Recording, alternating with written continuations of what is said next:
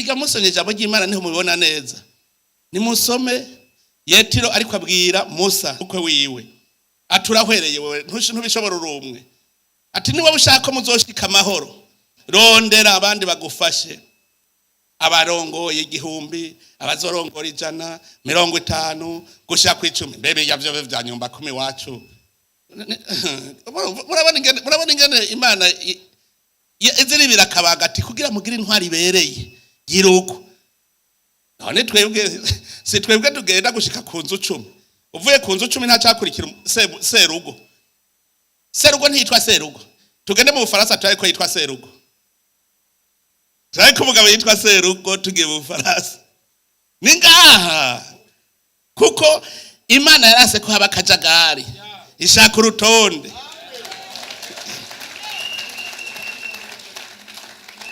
Tutegerezwa rero kumva inzira. Iyo mbono kazoza Imana yasubira twibutsa iti ni murabe. Narababyaterekeye ko ngaho byose niho biri. Mugabo hariho ushaka kwirira atarushe nko kwamengari muri Edeni. Oya. Shetani yadukwegeje turasohoka muri Edeni urya ukoze. Ukabubona yuko urya usavye. Muri kurakora igikorwa c'Imana. Pasitori ntuzgire rero ngo rishikanwa ngo bukoze igikorwa c'Imana. Kurya usavye. Oya. Paul yarabivuze neza. Ati twarabahaye akarorero twakora ijoro n'umurango tudahemuka kugira ntagire numwe tugora muri mwebwe. Ati suko tuzi ko tutari dufise uburenganzira ko mwoduha. Kwari ukugira ngo mutwigane namwe mukore. Ngo none narumvise ngo muri mwebwe ngo hari abantu birirwa bicaye ngo bisuka gusa mu vy'abandi. Uzura bisaku ziri kwirigara. Ngo hari habirirwa bicaye bisuka gusa mu vy'abandi. Ewe wumvise nakaganane. Wumvise. Abo kwirigara sivyo birirwamwe gusa. Ngo kuva ubu rero usivye gukora no kurya nturye. Ngo uzoke wicaye uri muri Edeni. Menye iki Imana yakuremeye ukora ubwo butumwa kuko bitebe kuzogenda gutanga raporo.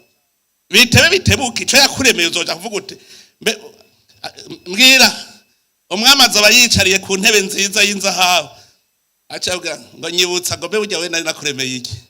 Urabona je warandemye ndumuntu. Yego nakuremye ku umuntu gusa nta kintu nari nakuremeye uzokora. Urabona jewe nari pasitori. Pasitori. Ninde yakubwiye ko Imana yakuremye guzobe pasitori? Pasitori afise ubutumwa bwo kuja kugorora abantu babe mu rutonde. Muga ntafise ubutumwa bwo kuja kubarya. Soma muri Ezekiel ngo nabahaye intama ngo none nizo musigaye mwirira gusa ngo muri gishintuze ubwo yabwazo ngo zananutse mwabungere babimwe ngo aho kuziragira muri iragira. Soma muri Ezekiel. Jese sintirisha Jese bitabo ry'Imana kandi rikanyura. Aba pasitori hajya batohasoma. Ngo mwabungere babimwe ngo kuva ubuzo bakura nizanira bungere banje beza bandagirira intama zanje. Twonyene nitwe mwamukwiye kwigisha. Shetani mugabo ntigishobora kubemerera. Ariko twarayinesheje. Hera none ntituri kumwe ntitwerebereye mu mpore. Ntiturimwe byabihutu navyabitutsi navyabitwa. Ntibirunza. None barigere twibereye mu cari kimwe. Umuhanuzi Zani yari yabivuze. Ati bazobana mu mahoro. Ubumwe buzoza. Bazobana mu mahoro. Hari abantu bari barihebuye nta utanga Imana kwihebura. Nta utanga Imana kwihebura. Hariho abantu bashaka kugenda bikoreye umuzigo wakahise. Kajya karahise. Kararenganye. Hariho ugenda uvyikoreye. Ako kantu nabisomye neza mbonye yuko hari ahantu handitse ngo Imana yari yabivuze ngo ntuzusubire gufata inzira ija mu Misiri. ntabibujije ndabakuyeyo abamubonye ntimuzosubira kubabona ukundi kandi ntimuzosubire gufata ijya nzira ni ukuvuga ntuzusubire kuja mu magume ntuzusubire kuja muri bijya bihe bibi. Hariho abantu baca bagira inzigo. Je nararavye jewe navuze nti je nk'iyo mba Imana abarundi bananiranye bariko baricana batotezanya nta n'ikinya umwe aragifitiye uwundi. Jewe iyo mba Imana je nicaye ndari kwimvira none ndabagire gute. Bene Israeli bari mu Misiri Imana yarabaravye navuga iti Musa wapi ndisubira inyuma nimugende je ntitujana ko no bamarira mu bugaragwa. Imana ni munyakigongwe kabisa. Hajya ahantu yari kudufata ikatunwanganwanga ikaduhonya haza abandi itere bashasha mugabe iravuga iti oya muri bajya nyene niho nzokuramwo abazoba abarundi ngo nzobakuramwo agatimatare ndabaha umutima mushasha. Nimubona ko bariko baragira umutima mushasha. Nzobakuramwo agatimatare ndabashiremwo umutima mushasha. Ico gihe muzoca mubana mu mahoro. Ntimubona ko banye mu mahoro. Jewe naravye usanga hariho umuntu yitwaza urabona mwebwe mwaratumaze mwagize iki jewe ndi Imana nta kirira ari gukora atari kubasya. Emwe je Imana jewe ndavyemera bijyatugize yarafashe Imana iravuga iti abarundi kugira basubire kwitwa abarundi bave mu buhutu n'ubututsi n'ubutwa nokora iki rega nawe yaricaye iragirisha mitingi ku bana bayikunda cyane b'abarundi ivuga iti ngira ndabarundi kimwe impemu mbi. Muvuza ngo Imana ntigira impemu mbi. Yo Imana yashatse kuguhana irakurungika impemu mbi.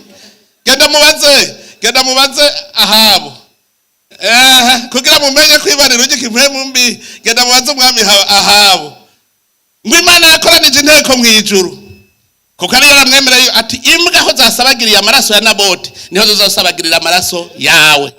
Vyategerezwa kuba naho ubwo Imana yamaze kuvuga nti Imana irabiraba iti harageze rero ko ndamuhana ikikoranye inteko mu ijuru. Mwese uko muri ngaha ninde yoshobora kuja gusuka Ahabo?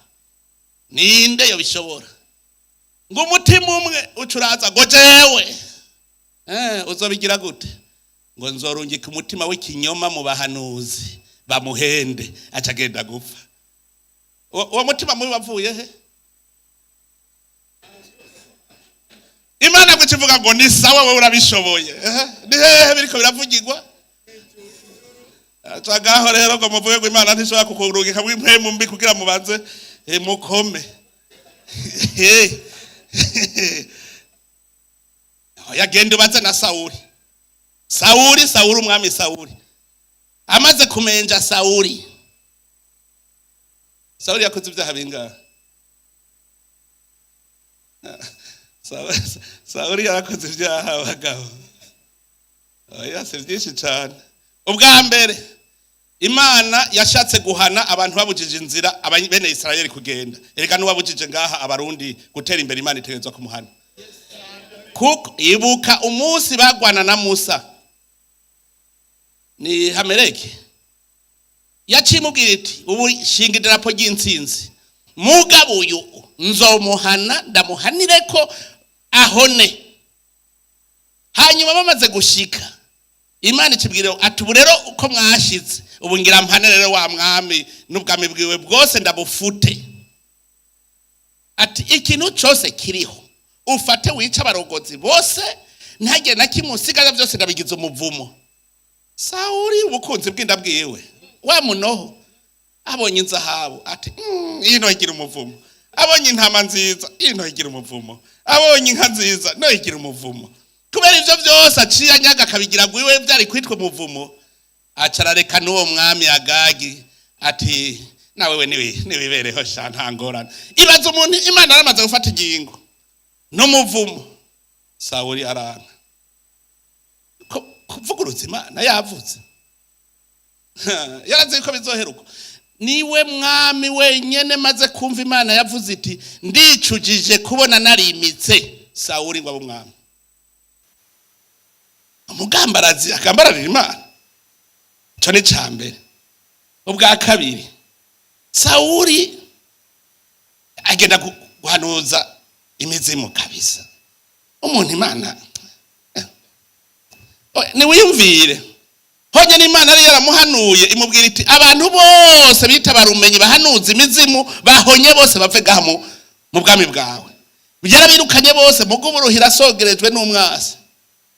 Ngave ngende go guhanuza imizimu.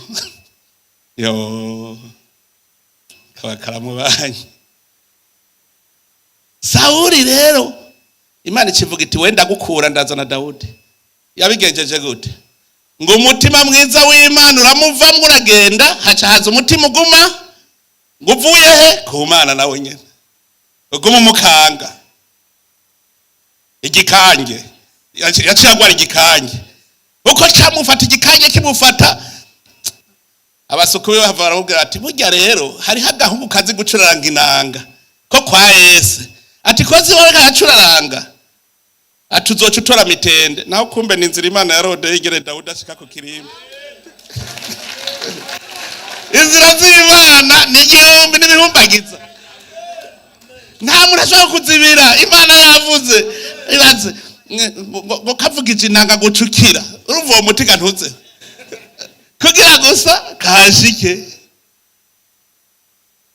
Sawuli umutima mwiza uvuye ku Mana uramuvamwe uragenda, umutima mubi uvuye ku Mana ucuraza ukaguma umukanga.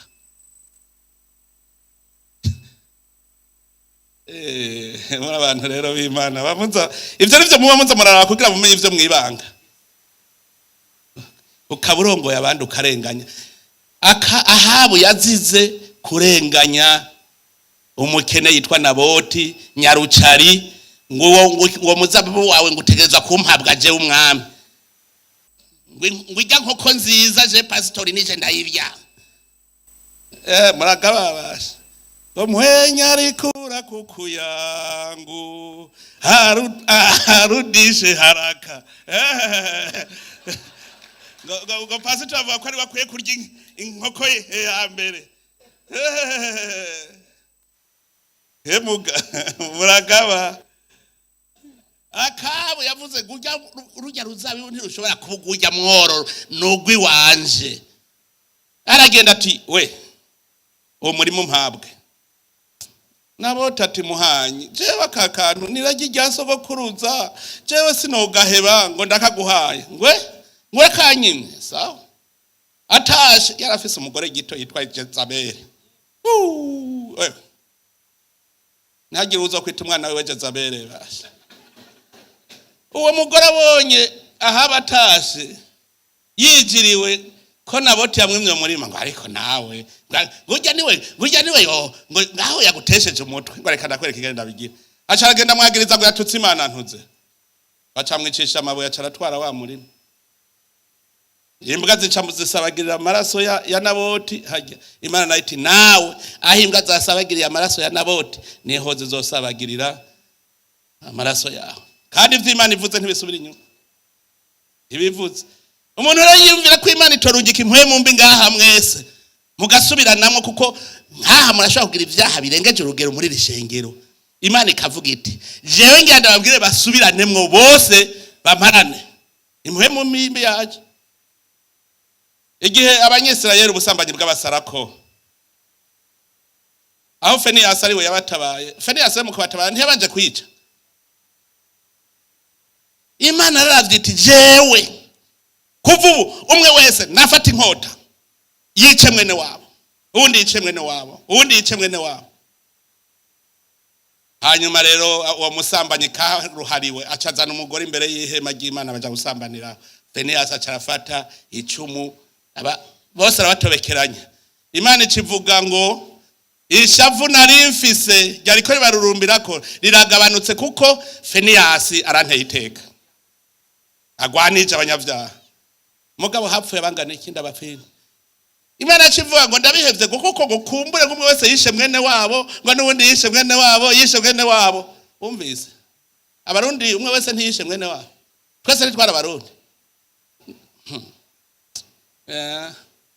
Hajya Imana yaravye iti kugira basubire kuba abarundi bava mu buhutu n'ubututsi n'ubutwa reka ndabereka ingene ndabigenza ndabashira mu ngasiro ndabasye abahutu babure bapfe n'abatutsi bapfe n'abatwa bapfe bose bagende baridoga erekana kara yapfuye waca mu rujya muryango nakara yapfuye waca mu rujya muryango nakara yapfuye hanyuma umunsi umwe ati mwebwe mwamenja mwe barundi kuva no munsi birahagaze mwarabonye amahoro aje amahoro mukuza yaje nk'igihuhuza urabona kumwe cya gihuhuta cyari mu kiyaga Yesu yavuze ati cereza hora no mu Burundi mwarabonye mbwira ingene abari mu ishamba n'abara ba leta abasoda bose bahuriye hamwe bose bafise inkoba bakagwana mu nda bagaca ubwo nyene bakora imigwi yo amabatayo n'amapeloto bavanganye bose atanzigo bagacavuga ngo ngizi ingabo z'u Burundi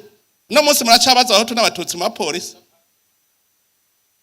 aho nta mana mwumbamo ngo nta kitazomwumvira vuze ngo hora cereza byose Yesu azobizibiza ngo cereza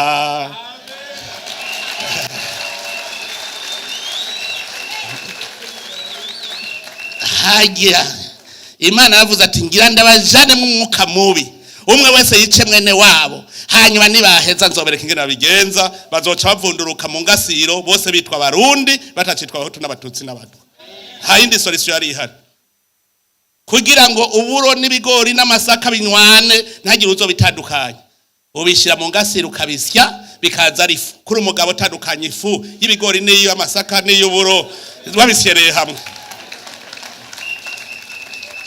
oya kuri umugabo tandukanya none abarundi babaye abarundi tandukanya ntibasokorotse bitwa abarundi Imana nticihezagira ntitagwa gutweka ivyo tutari bwabone nicivuga itumviriza rero Burundi nkeneye ko butera imbere ngo burya buzoba bumeze uko rimwe kabiri gatatu muzokora ibi kimwe bibiri bitatu bine kandi n'urugendo rw'abarundi bose atanumwe avuyemo uzosigara inyuma nakazi kiwe azocamera nk'aba bene Israeli hango bande babwira nti mugabe kuri shetani bashitsaho Musa avuga ati baramuremereye Musa gushika hasaba gupfa bashi abantu ni babi baramuremereye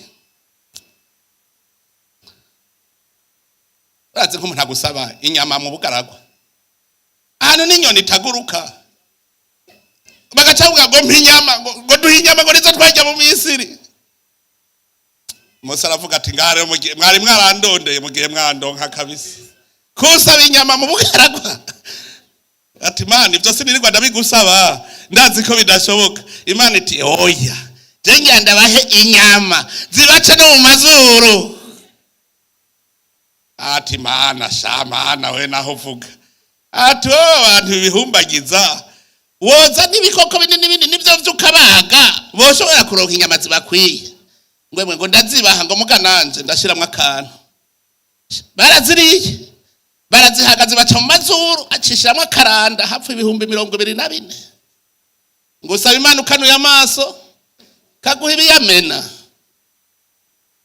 Musa araraba ati je rero Mana kuva uno munsi isezerano ryawe nanje riraheze jewe ndagize resiliation di contra aba bantu sije nabavyaye kugira baduhishuku sinabateye igise jewe sije nabonkeje ubu rero jewe nyica hanyuma utwara abantu bawe ntivyanditse hari ikinyawa kirimo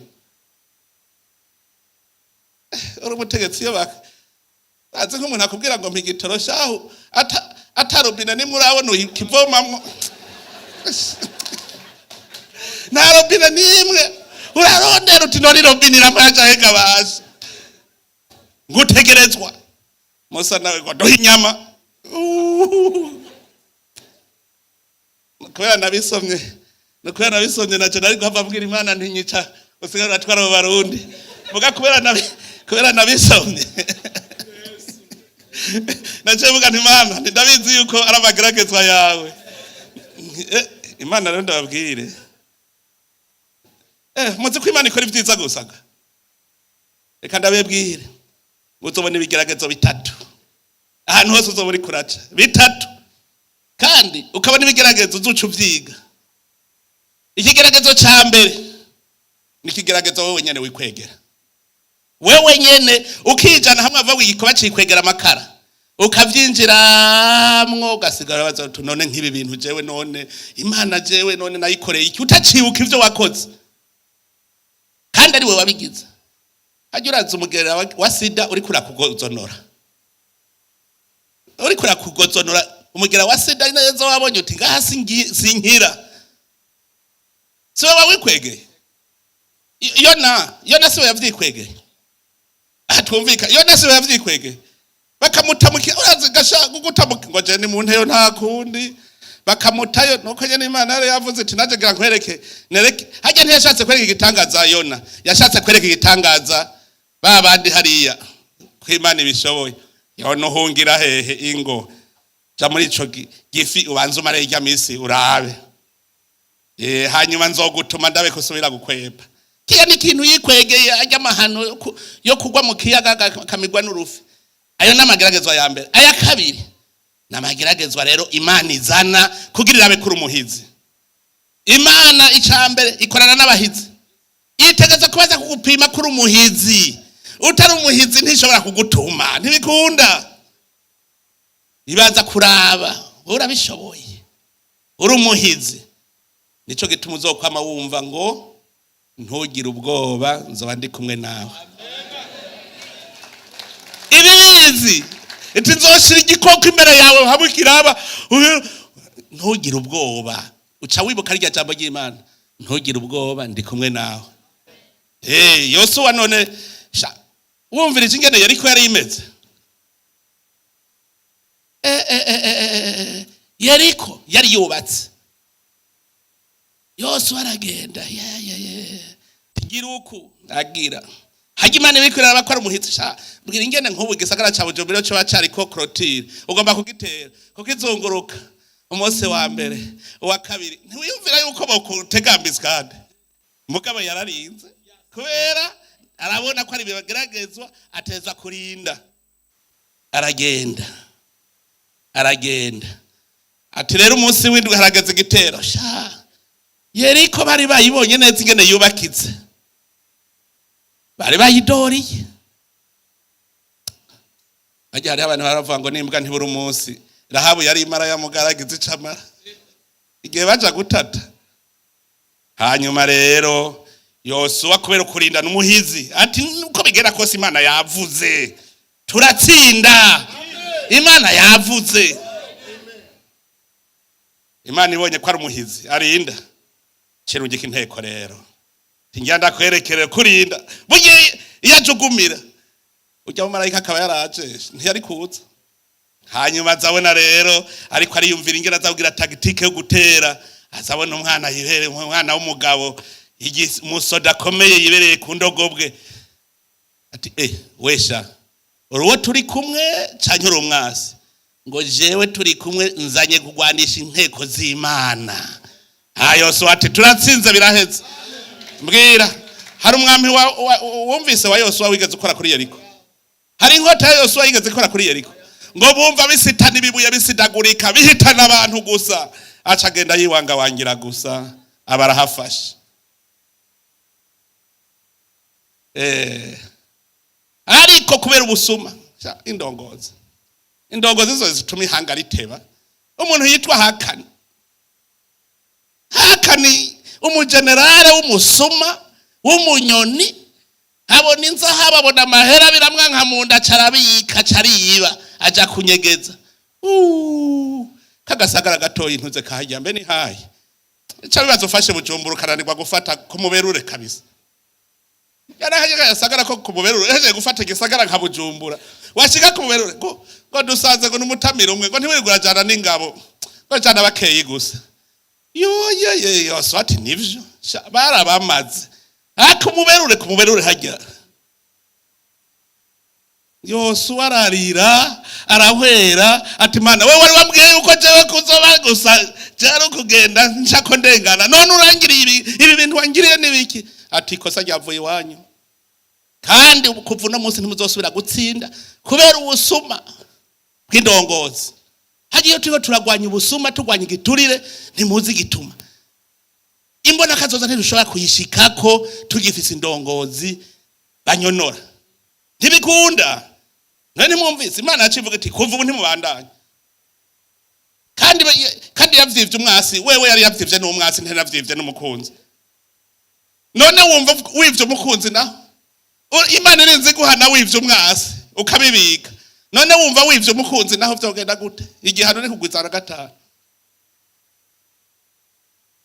Ati rero niba mushaka kubuzobandanya utsinda, banza mwikure kwako kabi murondera uwo muntu. Inyete ziba ziratanguye buke uja kwa Hakane. Tiwa Hakane we wagize ibiki? Umva abantu b'umunoho ni babi. Yari umukuru ntuze. N'ivyo yarafise ntivyari bimuhagije. Acavuga ati nta kindi gihano rero jahajya mpamagara bene gihugu bagutera amabuye gushika upfe. Ngo baciba ngo bukumuhamba ngo baciye begeranya n'amabuye kuri we. N'ubu imva yiwe iracari hajya. Bati ngo ujye wamuhimbiri yatuma zangabo zacu zipfa urugendo rutukarusiba kubera we. Indongozi hajya mubonye turiko turabakarira ntimuze muvuge ngo twanka ko baducereza urugendo. Ega Imana ikiducereza kubera ububi bwacu. Imbona kazoza ntituze tuyishikire. Igeragezwa rya gatatu nigeragezwa Imana ibishaka gupima kuyemera. Umva hamwe wari umuhizi ikagushira imbere ibintu biteye ubwoba kavuga turi kumwe nawe ntugire ubwoba. Ahandi rero civuga iti ndawe kwanyemera. Iryo nigeragezwa rero rimwe rya Yobu yari ntungane. Nta kibi yari yagiriye Imana. Yari yibereyeho yitungiye ameze neza. Mugabo Imana yavuga iti ngira ndabe ko Yobu anyemera. Imutera amakuba yose. Gushika abagenzi be bazabwira ati n'umugore wiwe ikibaba cy'abagenzi nyene abari kumuremesha tukimana kuko wewe ibintu ni wari kubibona ibi nibijya bintu byo wishima ngo vy'Imana ngo urakundana n'Imana ngo wewe ngo uruwe Imana ivyo bintu wishinga tukimana bica bihera.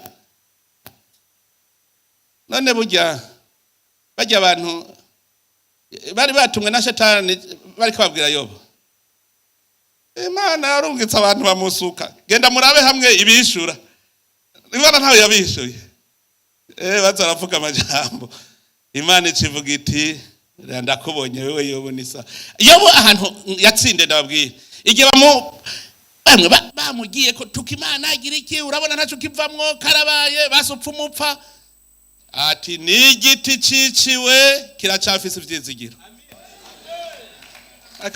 Amwe mwebwe hari uwo bishobora ivyo gabasha. Ahora rubusa kabiri yoshobora kuvuga ngo ni igiti ciciwe kiracafise ivyizigiro. Ko gatoro honyene uratubwoko kandi wariye. Mbwira umunsi wabona ivyago kabijya vyayo mu makasi Imana woyihakana kabisa ngo bw'Imana turacari kumwe. Yaci yavuga ati ni igiti ciciwe kiracafise ivyizigiro kuko yamaza gica kivamwe yandi mashami meshi gaca yikomera. None siko vyagenze. Igiti nicari ciciwe umunsi urizina abana asubira kuronka aronka kugwiza gatanu zanka zandogobwe vyose biraduga kubera iki kwemera Imana. Aha rero muriko muragenda muri urugendo tuja kubona kazoza Burundi hariyo ibigeragezo. Ikintu cyose uzobona ucibanza ucigi utubwike ise kigeragezo ucu usoma ijambo ry'Imana uzocuronka yinyisha. Imana irabigiranye irabireka bikaba kugira irabigene mu pararangana. Irabireka bikaba irabigene mu pararangana ko muyemera. Ariko Imana yatanze inyama mu bugaragwa yonanirwa gutanga gatoro. Karebe na Yosuwa mwarabonye cyabashikanye. Bose barapararanganye ngo tujanye ngo gutwicirayo tuzopfa tuzogira iki. Karebe acaraza ati umviriza mwashengero mwenda babwire muribuka ibuka ingene ati Farawo hari umuntu yamurusha ubukari twavuye mu minwe ya Farawo. Hari warusha ubukari kiyaga gitukura yagiciyemo kubiri turajabuka. twaranyotewe amazi ava mu gitanda ava mu rutare, twarashonje Imana iduhamana nazanyama twararose. None bari baramaze kubironka ivyo byose. Tabo muriko muravuga ngo mwabonye mwe bigatanya sibihanaka tabo tuzobagira umuhino umwe gusa. Reka kugira ubwoba, nta kintu nakimwe gishobora kutuzibira Imana yavuze. Imana ivyumvise iravuga iti ati ndabonye abagabo babiri banyemera, Kalebu na Yosuwa niwe wenyine nibo bazohahonyora, abandi mwese muzorinda mupfa mutahonyoye. Bagumye batambuka gutya gushika bose barahona. Ugwaruka rushasha nibwo gwagiye kuhabona. Ndamushimiye apotre yavuze neza ati jewe 2060 nzoshikayo. Ega twebwe ntidukeneye igiharuro, dukeneye bijya bizoba bihari mu 2060. Turashaka kubishika kubunyene mu mwaka wa 2030. Tuve hasi twese murabe, twese tuve hasi atanu mwasigaye inyuma murabe yuko bitaba. Kijya ni igiharuro, twebwe twirabira ibihari, mbese ibyo dukeneye, ariko tudakoze ntibikunda. Noneho nuwagira ubwoba ahantu yabuze nk'umutama afise nk'imyaka nka 75 80 ngaha arabuze wumva hengo yaciye abivuga. Nkujya mutama yo cavuga ngo ivyo vy'2060 ngo sindabiriye. Mutama ngusomere muri Bibiliya aho byanditse yuko uzobirya. Kalebu bamaze gushika bariko baragabura amatongo Yosuwa abaha umwe wese yamuha. Kalebu yaragiye aramwegera ati Yosuwa, uramenya ko ari twe twagyumvise twenyene mugabo. Ati cyagiye Imana ibwira Musa aturazi ko ari yavuze ko ari twe tuzohashika. Ati kijya gihe nari mfise imyaka 40 ngo none rabo no Musa mfise imyaka 85 ngo mugabo ngo numva gifise inkomezi nka zimwe nari mfise imyaka 40 ntivyanditse. Mutama mu 2060 uzofise inkomezi zonyene ufise no Musa. Imana irakubitse, Imana irakuziganije kugira ugira urugendo uca mu mbona kazoza y'u Burundi. Icambere ni umutima wemera. Muremera ko muzoshikayo, ico ari icambere. Muremera ko mushobora gutera imbere. Umwe wese aremera ko muryango iwe ashobora gutera imbere atarinze gusega, atawasavye. Ubanza kugira uwo mutima, ubanza kuvyemera. Koze biriya nawe yagiye n'ubundi zongera.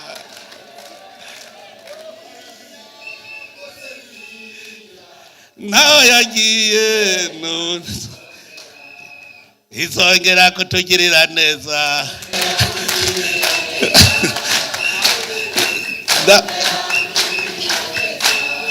Hajya ubwa mbere iyo ufise umutima wemera ubuzi ko kw'izina rya Yesu Kristo wewe upfa kwitwaza inkoni y'Imana gusa, inkoni ya Musa.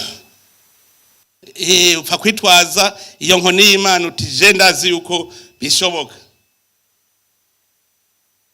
Ubonye bigumye uti Mana ndabizi ko wavuze uti ntugire ubwoba. Ntabwo bamfise, ndazi ndaharengana. Kavuga ndaharengana. Hanyuma umaze kugira umutima wemera, ubwa kabiri kugira umutima wihangana. Ngo rugendo rubaye rurerure rurananiye. Ngurumva rero hari hantu mbe hitwa ngo iki hamwe Imana yacu barungikamwe umuriro. Urugendo rwabaye rurerure turarushe none gaha Musa none ubona ko ari yatubwiye yuko agiye mu gihugu cy'amata n'ubuki, ubona none arashikayo turiruhiye mbere. Eheraba ivyo Imana idukoreye, baravuga baridoga. Imana iti nivyo mugize sawa, ikibakubita mu muriro. Gicagiye kirabahoja mu nzira sikindi akadada. Ngo baritoze ngo habaye kure nko buzabumva none bwo 2060 we ubona tuzohashika. Ehera abantu nzewe raba ubona tuzohashika gute mu 2060 bimeze uko. Imana icece gukora ikigira iki kikurugika mu muriro ukabibura ubibuze. Nivyo warirana ugaca ubibura kuko ibyo urirana hariho abandi babiririra. turashima usubira inyuma ubonye ingorane imbere yawe curaba izo waciyemo tutu Karebu nico camukijije gusubiza amaso inyuma araraba ivyari bigumye. Ikintu cari kigumye yari amahoro n'ubumwe. Ntimurondera ikindi, iyo hari ubumwe hari amahoro, byose hari amahoro, umuhoro uramwa. Ntagire rero umuntu agira ubwoba. Twebwe naravye ari gihe n'Imana yashavura ati none aba bantu bazongeza gushika ryari? Inshuro 10 zose amaze kungeza. Inshuro 10 zose. Izo nshuro 10 umunsi nagarutse niho nzozibabwira. Kuko ndazi ngaha hariho abatazizi. Hariho abatazizi. Ati bakangeza inshuro 10 zose. Imana izi kwihangana. Bashi ntiteba kugira isezerano mugabo irateba mu kugira ishavu. Iyo ubu mu gukora ivyiza ikora ikibiriraho. Imana y'abarundi ikora ikibiriraho mu gukora iciza kabisa. Urarira ukavuga uti karabaye, ukazona igicu kirahavuye igenze neza. Uraze nk'ubumvirije ibihugu ngaha muri Afrika bisumira indya hanze bakaza bumva ratwe bariko bavuga none duha isoko y'ibigori, duha isoko. Abandi bariko bavuga none tuzorongera utugori turya gute? Hagiye kintu gantutse we nicari gikwiye. Uravye ibindi bihugu ingene biriko birarira inzara ivyishe. Erega mpora ndabivuga ndiko ndavuga iyo tugeze ngo none ngo nta kuntu ivyo bigo n'ubu mu nama mperukamwe hamwe mperuka Kinshasa nagiye numva umbwira ngo none bijya bigori vyoshikira gute? Ningorane none ko ari indege atabarabara rishiki wawe mugabo izoca bishika bizivye. Ukabona nyene hamwe umuntu yifuza ati nkiyo stock abarundi bafise nta kuntu yoba gwanje mugukazi we n'umurundi ariko arariraga. Ivyo urirada nivyo undi aririra kandi uwidodomba Imana ntimwemera. Tugende nk'abana b'Imana rero tuzi iyo tuja. Narimvuze mucavuga ko nawe pastor no munsi mucamu magapete.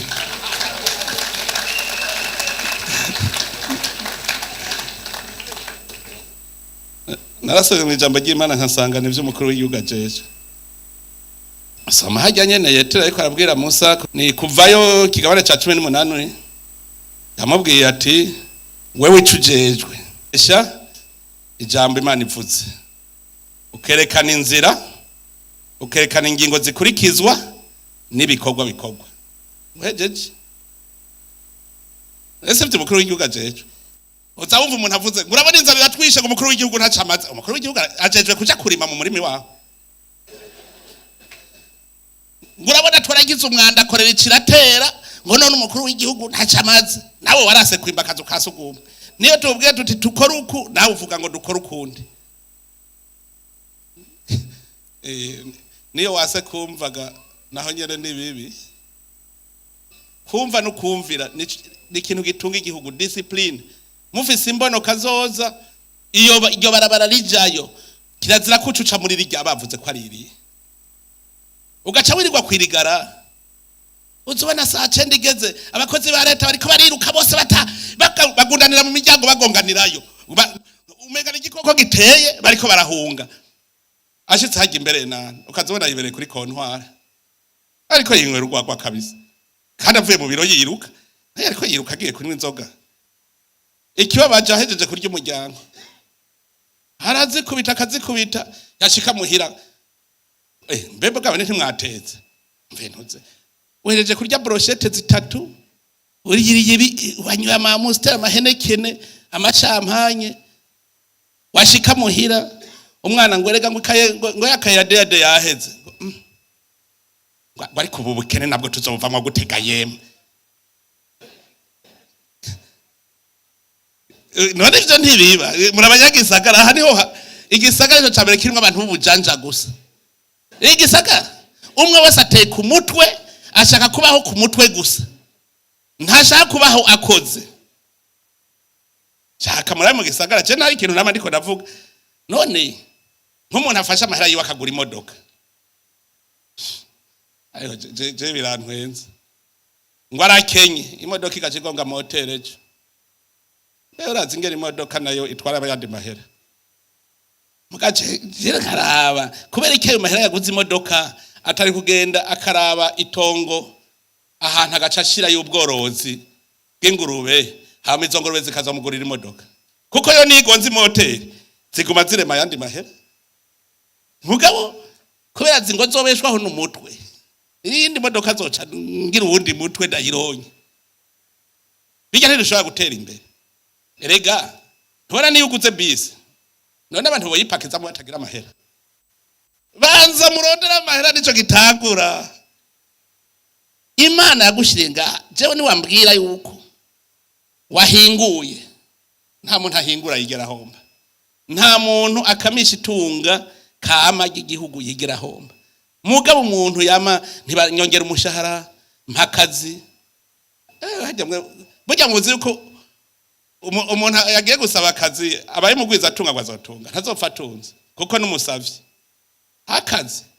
akazi uragahiga karondeza hose ukakabura uzokumva uvuga ngo je nabuze akazi wagoma waracyagata uzogatora amajahe urazora bose barondera amahera urondeye akazi uri kuhiga amahera none hari umuntu agita amahera kera waraja mu isoko ugasanga isoko arayiremye waratora nk'inoti ya 10 bataye uno munsi ntibagita nimwe umuntu avuga ngo ndondera akazi arondera amahera ntarondera igikorwa arondera amahera gusa none ntiwampaye akazi uze wumvirize ngo reka ngo najura mpaho mba ndicaye azokumviriza reka najura mpaho mba ndicaye mpaho mba ndahagaze ntuvuga ngo mpigikorwa kuko je nama nabwiye abantu je igikorwa ndagifise kabisa muga nta kazi ngira igikorwa ngo ndagwisuka ndagifise kabisa ashaka kwicara mu biro mu ntebe zunguruka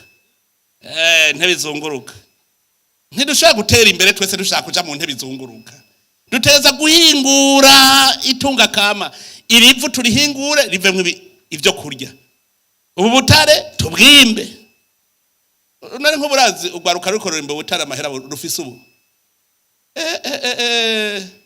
aka kajya gato yigusa batunze mugabo n'inguvu bacavuga ngo ivyo nivyo abanyarucari ngo si vyatwebwe dufise ama diplome uje nabwiye i diplome yitemwe barabarura buyiba oya none ntibame bivye mu mazu muvyo bagutwaye ko ntarumva vuga ngo na diplome bayintwaye baza kurukoresha iki oya rugiye gipapuro baza kugikoresha iki mugabazi ko abantu bazokamisha kiya gipapuro kamisha uyu mutwe igipapuro kiri ngaha jenu wambwira umuntu ngo bamenye inzu ngo bacabanyi ba diplome ngo ndi dogiteri ngo baravye ngo kuba ndi dogiteri ndafise uruntu rutunze gwitwa uru diplome gwa dogitora bamenye inzu kugira barutware ntibibaho niyo yitaye bakubwira ngo nagutore ngo umuntu yataye diplome ninde urazota inoti ya 2 ndabe karagutorera kubera iki uyu mutwe niwo guhingura ibi bintu biri ngaha Imana yaturemeye byose birahari none wowe ushaka rero abandi babihingure bace baguha aho wicara bace baguha amahera bakuye mu byo bahinguye nawe nihingura gwawe nawe ugasanga nk'ubu hariho umuntu avuga ngo munzoshika kuri pasitori ryari gabasha ngo baze barangirira barandabagiza kirazira pasitori heza kwigisha ucugenda gukora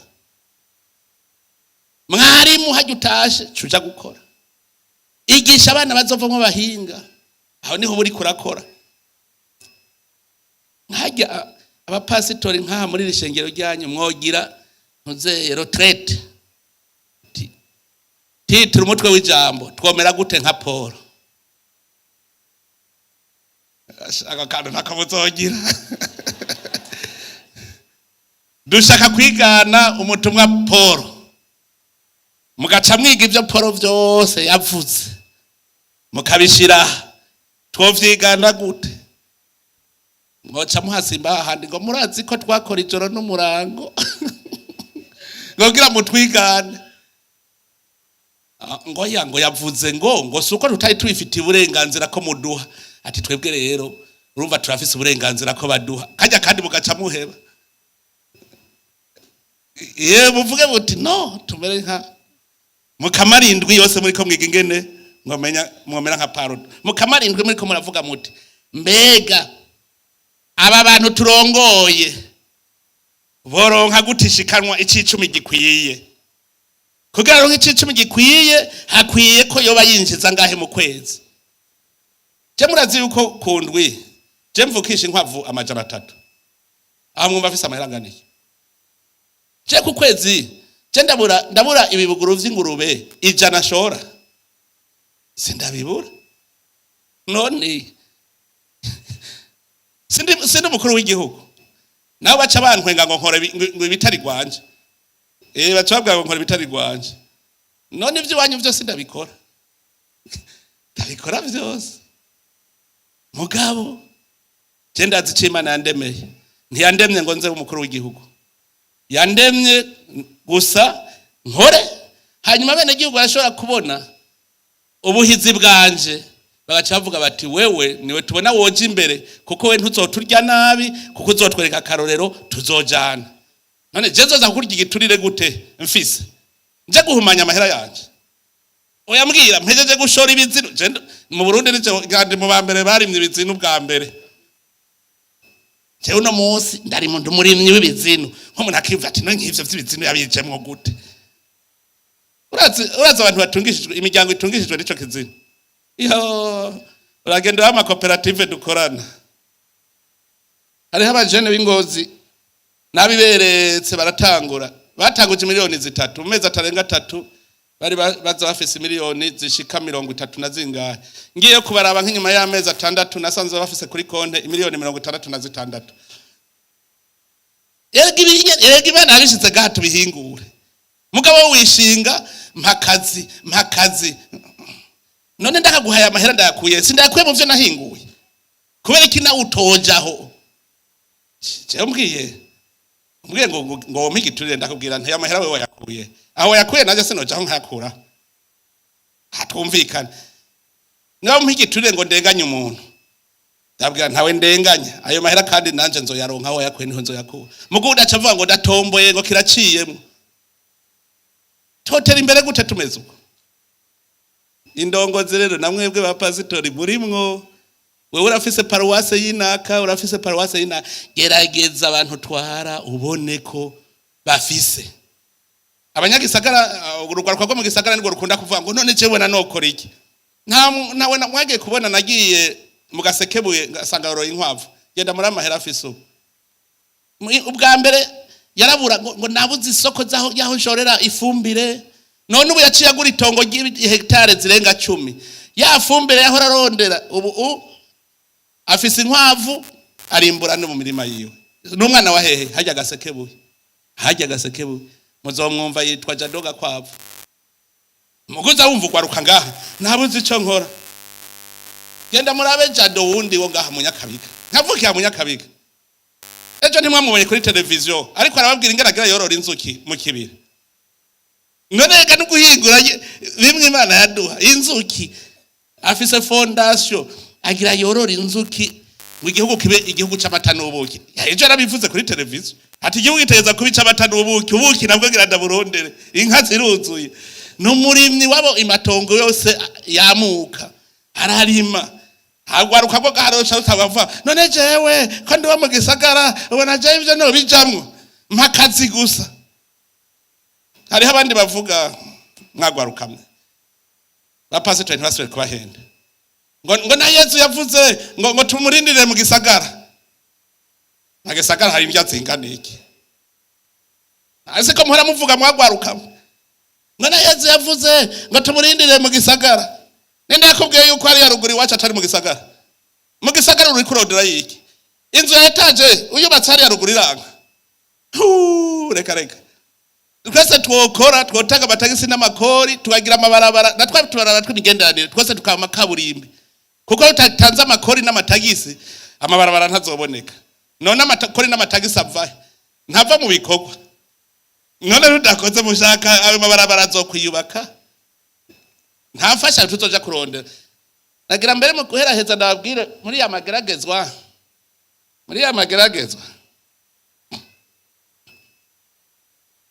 bene Israeli bajabutse Yorodani barasubiye kuronka amana. None baridoze ngo mana ngo duhamana, yavuze ubu muzorya ivyimburwa vy'ico gihugu.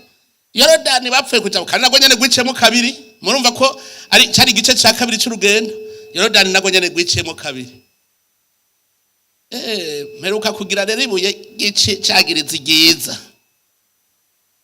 Umva bwa mbere urazi ko bajanye ibuye kugira ngo abana baze batiribuye n'igiki, bati Yorodani amazi yaruguru yagumye ruguru yepfa aragenda.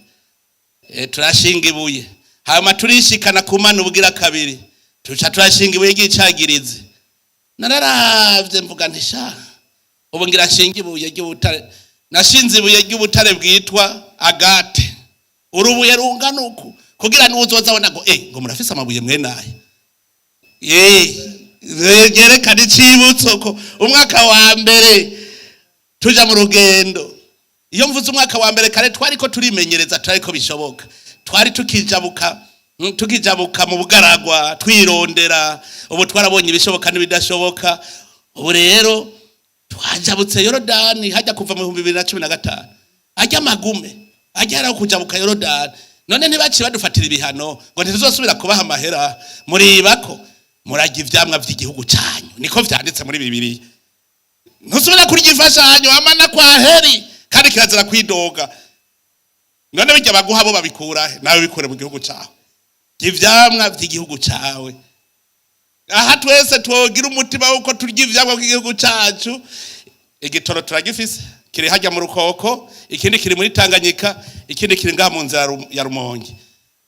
None twosubira kuja kugura igitoro hehe ngaha tugifise cha tucimba. Ivyo turondera vy'inzahabu ayo amatelefoni n'ibiki vyose dufise ubutare bw'icumi, imiduga twayikorera aha. Dufise kaore aya masahani twoyabumbira ngaha, turafise kaore.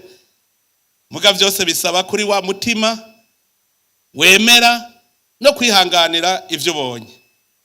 Twebwe uno munsi nta mana dufise, genda mubaze nta pwibijeteri baho. None Burundi ubu niho buteye inyuma kurusha bukironka imfashanyo. Muribuka kwashi yari hari mu gihugu cy'u Burundi tukironka imfashanyo. Kwashi murayibuka. Mugabo uno munsi nta kwashiri mu gihugu kubera turya ivyamwa vy'igihugu cyacu. Nkantu twari guca dukomera amashi Imana gose. Imana yatugiriye neza. Imana yatugiriye neza. Ubu twarakanira dukura igishishwa cyari ku maso, turarya ivyamwa by'igihugu cyacu kandi kwashigahera. None iyo Mana yadukuye ko kwashi izo yako dukura ko ivyo bindi tubuze. Uduhuze mwambaye nitwa mwahora mwambara mu 2005. Kare twari twambaye imishambara, imisaya yari yarakomvaguritse. Reka muri iraba. None ivyo byose zisawa. Twibandanize kiziba turi mu bumwe n'amahoro nta kindi. Hanyuma hari ikindi nakunze cyane. Nakunze ubu bumwe bwaraye butsimbataye kuko kare bari bazi ko ikintu cyambere cyo ducamwe imice ari politike niyo yari isigaye ngo imigambwe ibiki. Ubu hari ugihaye umugambwe, hari murabona gihaye umugambwe cyende muri umugambwe. Ubu abone umugambwe wacu n'imbono kazoza gusa. Kubona abarundi rero bavuga bati twese tujya dutore umugambi umwe, tuje hamwe nta busimbira hamwe ngo mwajari undi hari bose akavuga ati je ndi mu mugambwe uyu mugantora, je ndi mu mugambwe uyu mugantora. Hari wakubujije uwo mugambwe wawe mugabo turiko twese tuva mu kinogo tugenda mwiterambere. None mukaca kari twoshika umwe avuga ngo duce muri iyi nzira undi ngo duce muri iyi nzira undi duce muri iyi nzira tuzoshika amaja he turiko tujariya. Abarundi rero barayeberekanye ko ubu tubona twese iyo tuja kandi bijya ntibashaka kubidukundira kuko shetani nayo ntikunda ko abantu babona hamwe. Imana izogubitwugira ubumwe nivyo vyatugabura ngo imigambwe ngo amadini vyaraheze. Ntimumaranye iminsi 40 none muri mashengero dasa.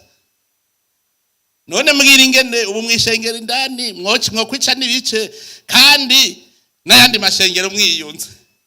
Erega ibi byose n'inzira ntivyumvikane ingene wawe mwoca mucanamwo mugabo n'abandi bayandi mashengero mugize ubumwe. Ako nakarorero keza nkamwe mutanze mutibasha.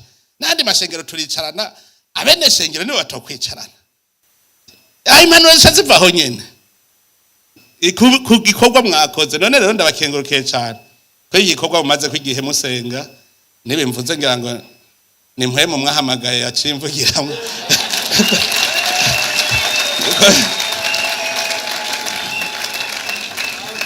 kuko ntavyo nari nateguye. Mwabonye ntirisha ntavyo nari nateguye cendaza Imana kavuga iti we vuga gusa, we ugurura umunwa gusa ntungambararire ugurura umunwa gusa ibindi ndimenya. None mwibuka ko na Musa avuze ngo reka sinzi kuvuga, ngo urahumba ngo ntozi kuvuga. Aroni ari hajya, wowe urapfa kuvuga gusa Aroni ugende urabegeye kujya yere yabegeya umugabo we mubarire gusa arabivuga to, kandi abivuze ndabiha inkomezi. Ijambo rya Musa rivuze imbere ya Farawo, nawe nyene yarumva ko ririmo inkomezi. Musa naramukunda kabisa. Avuze Farawo rukamuraba ngo ihena nakagahungu. Acha bango sawa ngo ndigiriye ngo ntugaye jewe ngo gaye wantumye. Gaca yigira. Imana igacivuga nuko bimeze. Farawo ngira ndakwereke. Mbe muribuka Samuel igihe abantu bagumutse ngo bikenereye umwami. Baragumutse bati kabona ko takeneye umwami. Samuel ararira ati Mana jewe karabaye barangumukanye abantu birase mugana aho nyene vyavuye ku giturire c'abahungu biwega. Zavuye ku giturire bacora cika inkokora batipu ntabi wawe bodutwara. Hanyuma arizi Imana civuga ngo si wewe base bankeje ko ndabakomanda. Nga murashobora kuvuga ngo kaneva ngo ndakase ugasaba kumeneje Imana yari yavuze ngo ndabakomande murayanyi nimugaye jewe mugaye wantumye. Nareka basha je murazobaza bose nta muntu nigeze mbwira ngo murangira umukandida w'umukuru w'igihugu. Ya Imana umunsi yavuze ati wewe uzobajana niwashika hajya nzoca ndakuruhurira. Yewe je nta kibazo canje mfise.